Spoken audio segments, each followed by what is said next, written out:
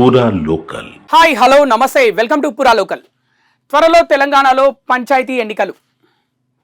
2024-25 వార్షిక సంవత్సరానికి గాను అసెంబ్లీలో 2,91,059 కోట్ల బడ్జెట్ ప్రవేశపెట్టిన కాంగ్రెస్ సర్కార్ త్వరలో పంచాయతీరాజ్ ఎలక్షన్లకు సిద్ధమవుతుందా?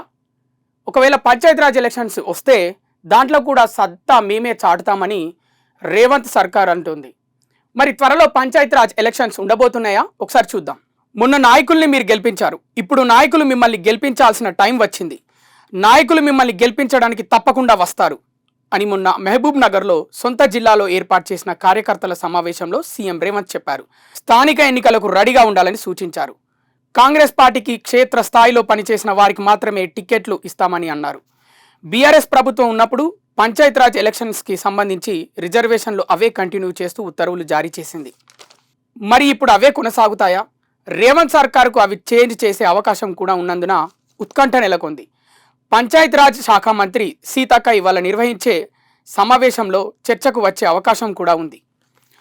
గ్రామ స్థాయిలో కూడా పట్టు సాధించే దిశగా అడుగులు వేస్తుంది కాంగ్రెస్ పార్టీ.